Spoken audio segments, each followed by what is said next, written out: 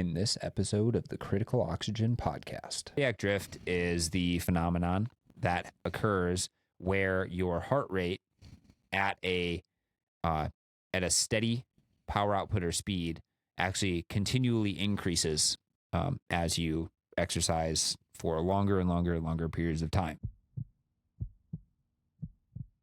Welcome to the Critical Oxygen podcast, where we help you optimize your physiology and maximize your endurance potential.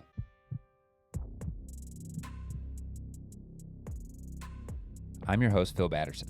I have a PhD in molecular exercise physiology and am the founder of Critical Oxygen, where my mission is to build better endurance athletes through remote education and in-person physiological testing. Today I'm joined once again by Coach Dave Schell for another episode of Fast Physiology. Dave Schell, for those of you who don't know him, is the founder and head coach of Kaizen Endurance. And in today's episode, we're going to talk all about this concept of physiological decoupling. Enjoy. Dave Schell, welcome back to the show. Thanks for having me back. Always a pleasure. Yeah, super fun. So offline, Dave and I were just talking about, heart rate metrics and other things like that, because him and I, he's experienced with or messed around with DFA alpha 1 before, and I haven't had anything to be able to, compare it or use it. And, so I was asking him, what his experience was with it and other things like that. And we're not going to talk about it on this podcast, but it's a good lead in to, the cardiovascular system, response to exercise, including cardiac drift and physiological decoupling. So, so look for an episode about DFA alpha 1 in the future. But today what we're going to do is we're going to talk about cardiac drift. So Dave, you suggested this topic today for Fast Physiology. What is your reasoning behind suggesting it, and what do you hope to get out of this conversation? Yeah, so I think it can be interesting as a way to, or at least how I've used it, measure kind of fitness or aerobic endurance. And I think it's really interesting how the heart rate will behave kind of different ways depending on where you're at on that spectrum of intensity. Mm-hmm. And so historically, the way I've used it is if I'm doing like sub-threshold work, comparing like intervals even either within a set or between days or whatever, and then seeing like how does your heart rate behave? Like how much does it decouple between intervals or between workouts over time? Mm-hmm. And with the idea being that as you get more fit, it would decouple less. And so I think what's interesting to me is, one, why does it behave that way? Like what's in effect there? Like, is it dehydration? Is it glycogen depletion? Is it heat? Is it all those things? And then two, is that a good way to, is that a good measure? Yeah. Yeah, so I think let's just define cardiac drift and decoupling. So cardiac drift is the phenomenon that occurs where your heart rate at a steady power output or speed actually continually increases as you exercise for longer and longer and longer periods of time. This is something that at lower intensities doesn't happen quite as much as compared to higher intensities. So as you start to, or if you're exercising below or near zone 2, you should see fairly minimal cardiac drift, excuse me. It can occur though, if you're exercising for really, really long periods of time, you can get dehydrated. You can, start to be more reliant on fat oxidation. You can get warm, other things like that.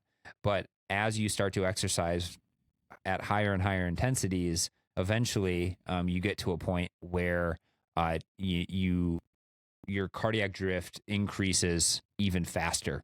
And one of the concerns with this is that your heart can only beat so fast.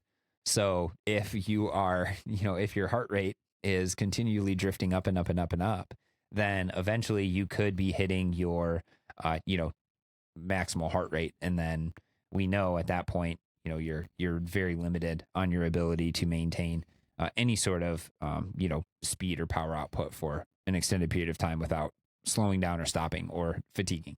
So I think that's just the general definition of cardiac drift. And then more recently, people have started using this term of decoupling. And it's this comparison between an internal physiological metric like heart rate and power output or speed. And again, it's how far away or how different these metrics get from each other over the course of like a race. So the thing that comes to me, it looks like you have a question, Dave. No, yeah. So I've like, so in my understanding, it was first the coin or the phrase or whatever was first coined by Joe Frill, who was the author of the Cyclist and Triathletes Training Bible. And what it would do is it would look at whether it's a workout or a race, it would look at the first half comparing heart rate to power or pace, and then the second half comparing heart rate to power or pace, and then it would like divide those by each other to show like how much did it change over the course of that race.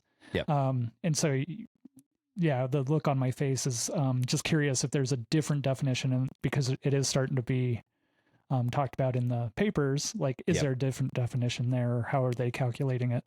No, I think that's actually a pretty close definition of what they actually used, except what the paper that comes to mind was it was just a research article that used heart rate data and speed or GPS data from over like 88,000 marathon runners or something like that. It was like absolutely insane, the database that they actually had for this. But what they did is they quantified people into different levels of decoupling, and then just basically compared different levels of decoupling to finish time and other things like that. And I think the way that they did it is they said, okay, well, what was your heart rate and what was your pace over the first 5 miles of the race? Okay. And then what was your heart rate and your pace over the last 5 miles of the race or something like that. So it wasn't quite half and half. It was more like the first 5 miles, and I might be just totally screwing this up, but it's something along the lines of like the last 5 miles compared to the first 5 miles. Yeah. And what they found, I'm not confident that we could take these numbers, but basically what they found is that the higher the rate of decoupling, so the more your heart rate rose compared to your speed, the worse your performance. And they had them broken up into like 3 different groups. So one of them was like a number of greater than 1.2, then it was like 1.2 to 1.1, and then it was 1.1 or less. So it's like 10%, 10 to 20%, or then 20% or higher.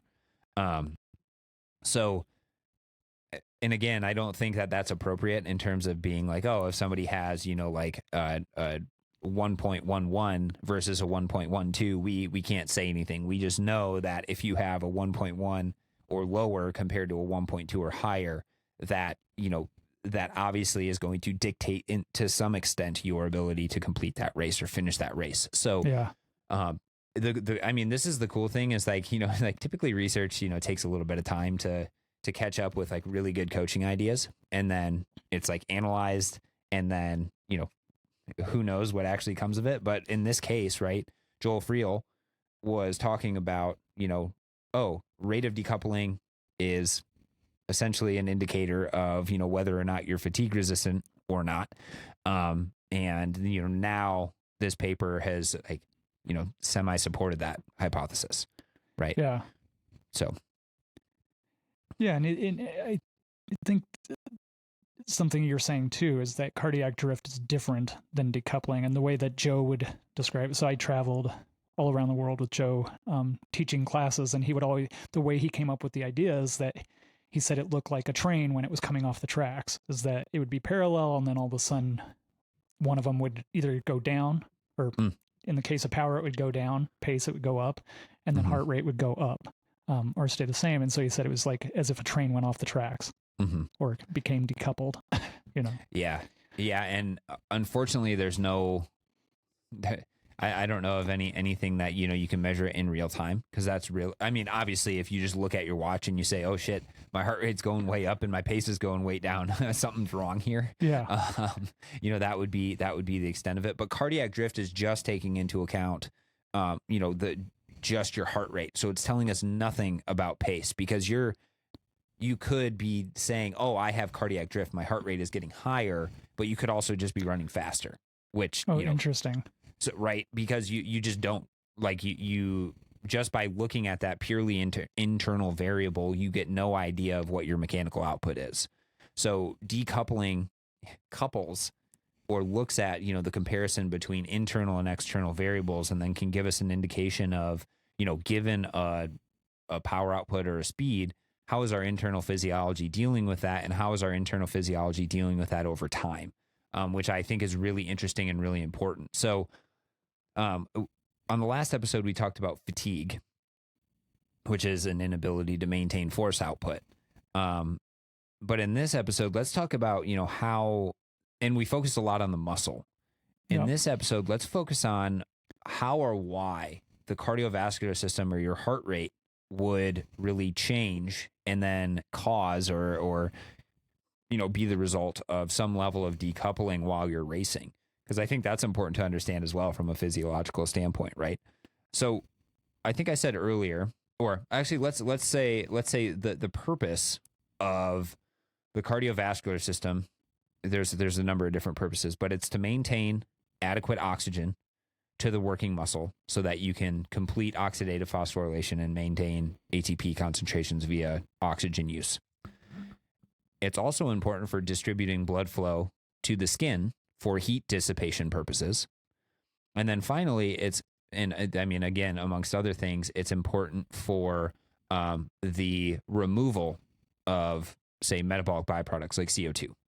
So oxygen to the muscle, CO2 away from the muscle, and then cooling capacity by distributing and changing the way that blood is actually distributed to the skin. So from that perspective, right, we'll just start with the case of if we start to warm up, like get hot as we exercise, what is going to happen to our ability to deliver oxygen to the working muscle, get rid of CO2, and then, change, blood to the skin. We're going to push more blood to the skin, which is then going to result potentially in less oxygen making it to the muscle and less byproduct being able to be blown off. So when we start to get warm, we see our heart rate start to increase because we have to maintain the same amount of blood or oxygen delivery to the muscle, because that's super important. But now we have this kind of, there's two things happening, right? We need to cool our blood by pushing more of it to the skin, and we need to maintain how much oxygen is going to the blood. So when you get warm, that could absolutely be one of the first ways that you would see heart rate start to increase. If you're in a hot environment for a long period of time, what happens? Your plasma volume starts to go down. So the amount of blood volume that you actually have within your body starts to potentially go down. And now if we're saying, okay, well, the heat load is the same, but now all of a sudden I only have, 4 liters of blood versus 5 liters of blood. That would be extreme dehydration. That's an awful example. But you get the point, is that, now your heart rate will have to be even faster in order to move enough blood to get it to the muscle and get it to the skin for cooling. So that's what's happening in terms of getting warm, while you're exercising. That it will lead to higher heart rates and, could be one of the reasons why decoupling could be occurring. Now, at the level of the skeletal muscle, what is happening that could then affect, those three possibilities? Well, when you're exercising, except at extremely, extremely low intensities, you're burning both carbohydrates and fats. And what we see as we continue to exercise longer and longer and longer is we switch from a reliance, or we switch from the use of glucose towards more fat oxidation, because we just simply start to run out of carbohydrates. And when that is the case, we actually need more oxygen in order to maintain the same amount of ATP generation, because we're relying on breaking down because we just need more oxygen to break fat down. That's essentially what it comes down to. So we see an increase in heart rate over that period of time because we need to deliver more oxygen in order to be able to break down the fat in order to get enough ATP necessary to fuel our muscle contractions. So that will increase heart rate and cardiac output. And then as we start to exercise more intensely, we start to generate more metabolic byproducts, and we just need more ATP. So we need more oxygen to make it to the muscle, and we need more blood to leave the muscle and be circulated so that we can maintain acid-base balance. So from that perspective, heart rate could also increase. So there's all these different things, right? During prolonged exercise, heart rate's going to increase. During heating, during heating, heart rate's going to increase. During higher intensity exercise, heart rate is going to increase. And then when we start to compound all of these on top of each other, we see everything starts to add and becomes, synergistic in a negative way, where it's like, well, now when I'm getting dehydrated and hot and exercising a little bit more intensely and starting to rely more on fats compared to carbohydrates, your heart rate is just going to continue to increase higher and higher and higher and higher. So that's kind of what could be driving cardiac drift. And I'm sure there's other things that are going on, like increases in catecholamines, which would then stimulate, which are then coming from, monitoring of stress that's happening at the muscle or other places in the body. But yeah, that's how I kind of view it. And so one thing you didn't mention, but I'm guessing it falls under the demand for more oxygen, is the VO2 slow component, or the idea that even at lower intensity, like sub-threshold intensities or sub-second threshold intensities, you could eventually reach VO2 based on heart rate going up, demand for more oxygen. But that sounds like more reliant on fat, or... I think I believe that's at least partially what is happening. There's like a chemical inefficiency that is going on where we just need more oxygen in order to oxidize fats compared to carbohydrates. So, and I will admit that I'm a little bit murky on all of what's going on there, because if we look at the amount of ATP that is liberated per fat molecule, it's actually more than glucose. But I think from an oxygen demand standpoint, we actually need more oxygen compared to the amount of CO2 that's being released. And, so it's, the biochemistry gets a little complicated, but I think that plays into it. I think there could be some level of, changes in mechanical efficiency too, that could lead to an increase in the VO2 slow component. Like for some reason, something is happening where we're just being less efficient over time with our translation of chemical energy to mechanical energy, which, yeah, that's an interesting thing. But yeah, I think the VO2 slow component is a little bit more of like is a little bit similar to cardiac drift, where it's like it's not the VO2 slow component that's driving changes to, say, heart rate, for example. It's like the VO2 slow component is there because of changes that are happening to the muscle. Right.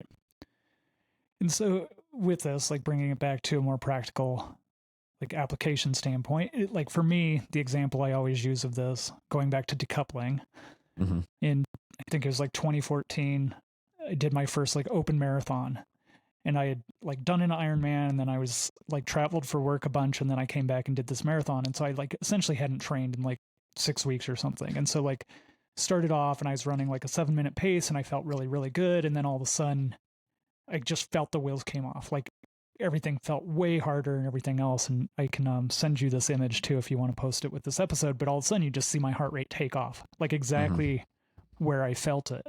And so if people are noticing that, like if you are seeing that in your training after a certain amount of time or at certain intensities, your heart rate just seems to take off at a higher rate than it was previously. How do we address that in training so that we can prolong that fatigue, I guess? Yeah, I mean, I think it comes back to Well, I think the first things is like, are you maintaining hydration status? So are you drinking adequate amounts of water and hydrating properly? Are you maintaining fueling if you're out there for extended periods of time? Are you maintaining cooling? Because again, because there's studies that have shown that, if you put, like cold water on your shoulders and on the back of your neck and other things like that, you can increase performance. And I think part of it is because you're mitigating, the runaway heat stress that could be occurring. Are you tolerant to the heat? Like, have you been doing all your training in cold environments and stuff like that, and then you go and you race in a hot environment? Like, your heart rate, I can guarantee you, is going to be way higher than it was, normally training inside. And if that is the case, then, you could do some level of heat tolerance training, because that's going to allow for expansion of plasma volume. With prolonged heat training, you can get potential expansion of hemoglobin mass, which would then allow for more oxygen to be delivered to the muscle. But at the end of the day, the single best way of dealing with this is just to be training and putting yourself into situations. Again, it comes back to specificity. I feel like all our podcasts end with the same thing.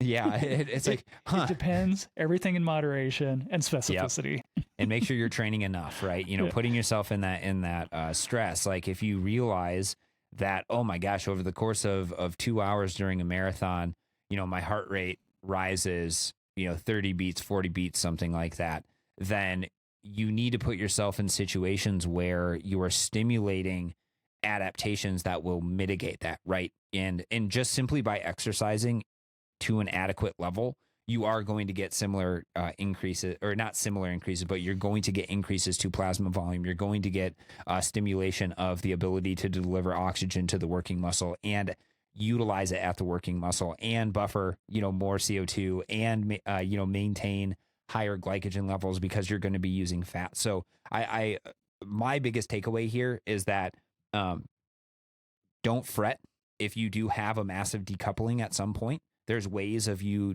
being able to get around that.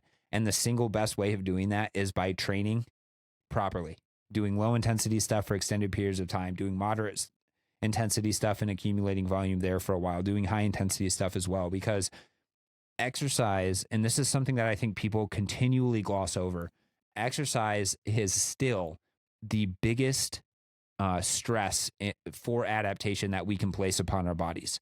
And, like there's people out there, right, who are like, oh, well, I want to maximize fat oxidation because then I'm, going to spare glycogen for longer. It's like, what actually does that?